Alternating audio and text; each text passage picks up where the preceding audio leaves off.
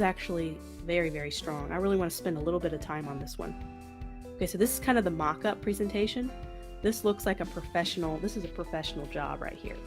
This is it on kind of a mock-up. And it's another kind of example. I'm going to go ahead and zoom in here so you can kind of see how it looks. Wonderful, wonderful. This is probably one of my favorites.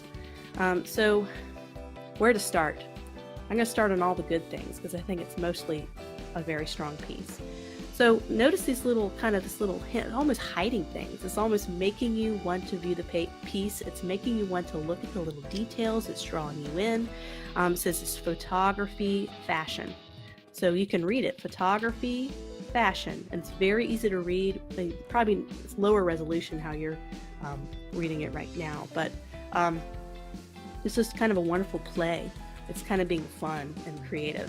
And just these simple little graphical elements like this plus sign, it kind of draws my eye up there, but it doesn't take me away from the main focal point either.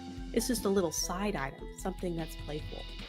And I kind of like this right alignment here and how it aligns with the box. Once again, they're kind of repeating the symbols and keeping it simple.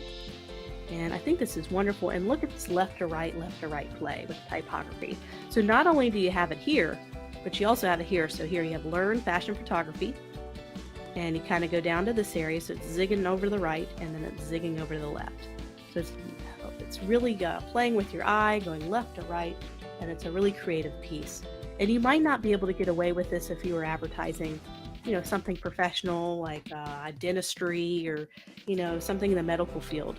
But when you're dealing with the creative arts, doing something creative just like this and playing around and being experimental with your layout, this is the kind of industry where you can get away with this and you could be more experimental. I know a lot of clients who wouldn't approve this and so let's just do something simple and clean. And you're not going to be able to get this kind of design approved with those type of clients.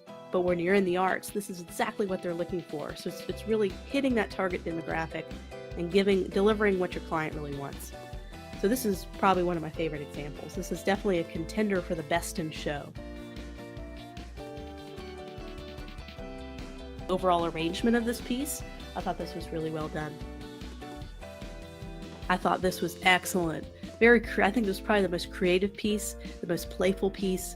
I thought this was really well laid out. I think Scott did another great job, and could get rid of that red stuff, of kind of doing a really clean example of layout design.